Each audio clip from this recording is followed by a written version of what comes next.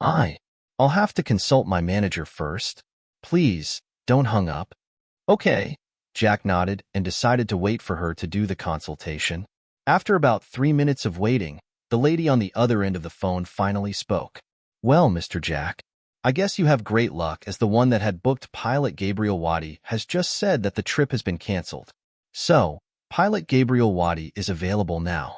Jack couldn't help but be suspicious.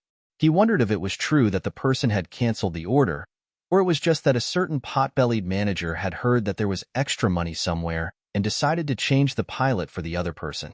Anyway, he didn't care as long as he got what he wanted. He smiled and asked, So, how much am I supposed to pay to hire him for a whole year? The lady was immediately stunned by Jack's question. Hiring a pilot for a whole year? Wasn't that insanely expensive? Furthermore, the other party seemed serious and at the same time joking. After thinking for a moment, the lady related Jack to being a young man that was just trying to tease her. So, she could only ask for confirmation. Are you serious, sir? Of course I'm. How else would I call if I wasn't serious about it? Jack asked back with raised brows. The lady sensed the seriousness in Jack's voice and couldn't help but take a deep breath. Then, she replied, the pilot is paid according to the number of times that he will have to fly the aircraft. Furthermore, there's a guaranteed payment that has to be made. This is the one that if you hire a pilot for a long period of time, even if he doesn't fly you anywhere, he has to receive it. Jack nodded in understanding. After all, if he took the other party in for a whole year and only fly the aircraft once, he surely would be a joker. Furthermore, the longer that the pilot stayed with him, the more the chances that he would be missing if there were others that wanted to book him. This was the exact reason for the guaranteed payment. Not a problem at all. Just tell me the price and I will sign the contract after we come to an agreement. Jack replied. Okay then. The pilot is paid according to the distance that he's going to fly the aircraft. Then, there's also the duration of which he's hired. The payment has to be made in advance. In case you want to withdraw, the advance payment would be refunded after subtracting the payment of the period of time that the pilot has been on duty. As for the total remainder of the balance, the refund will be 20% less. The lady stated.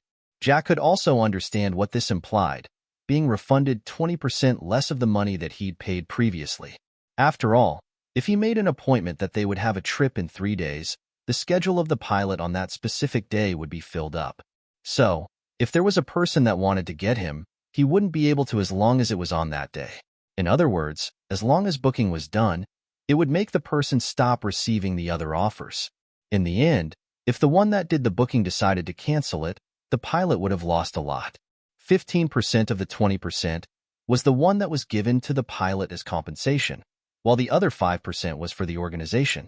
I want him to be my pilot for a year.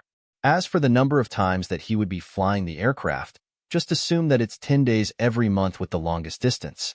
So, can you calculate for me what the price is? Jack said. The lady on the other side typed on the computer's keyboard for a while before replying. For a year of hire, you'll have to pay $72 million in advance. On the other hand, I'll assume the 10 longest flight a month would be within the country. So, for each flight, it will cost $300,000. The total cost should be $1.152 billion. Of course, once you pay this, the service and fuel of the aircraft would be on us. The lady's calculations were quite precise. Jack could understand that the reason for the high price was definitely for the fuel and service. After all, an aircraft's fuel wasn't like that of cars that could be easily accessed. This fuel was restricted and, as a result, for a person to get access to it, he must be authorized by the government officials as it was the country's government that controlled the flow of this fuel. No problem at all. Just send me the contract via the email and I will sign it immediately. I'll transfer the money immediately after we sign the contract. Jack said. The lady never thought that Jack was such a rich person. She had thought that he would try reducing the period that he would be hiring the pilot.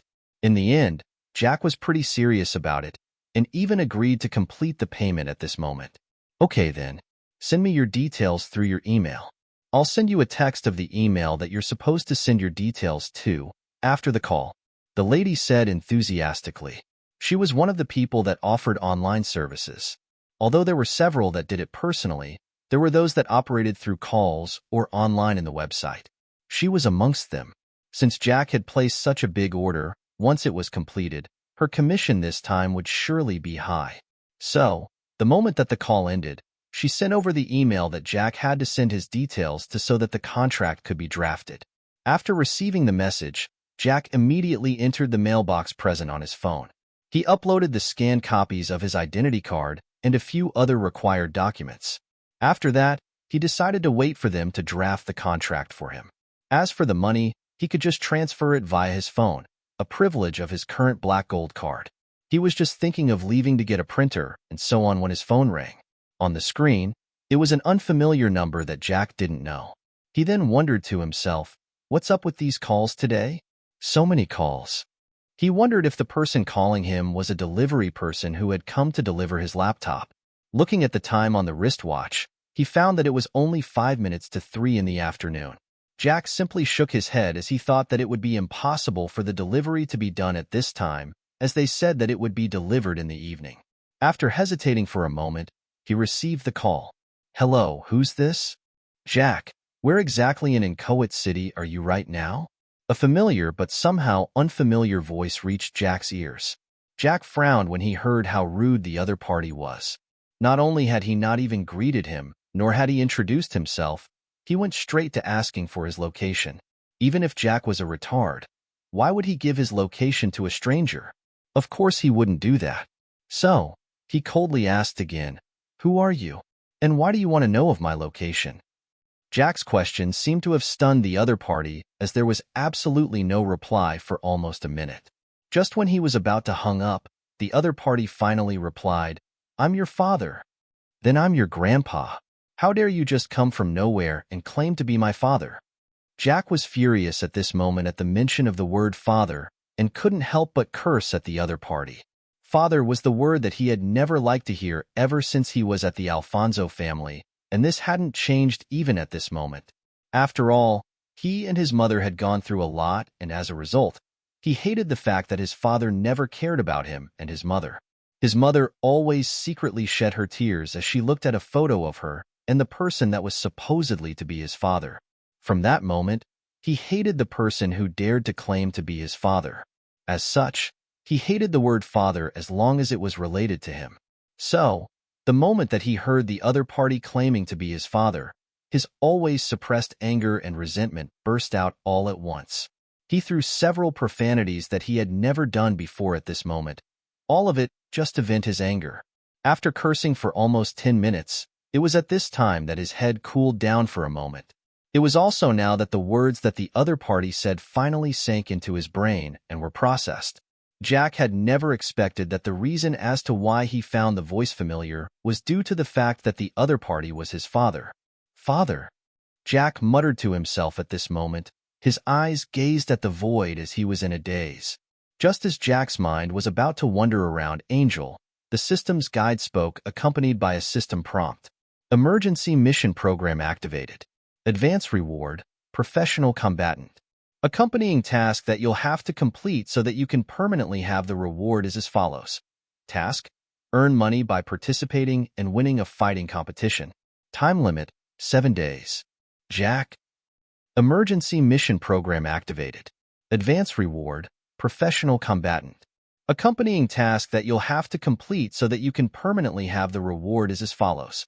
Task: earn money by participating and winning a fighting competition. Time limit: 7 days. Jack. Jack was surprised by the system.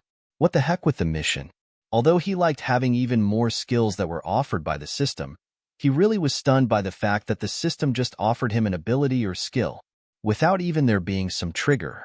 If he remembered everything well, the time that he was offered the professional driving skill, it was a moment that, if he didn't even know how to drive the car that he'd bought, he surely was going to get embarrassed.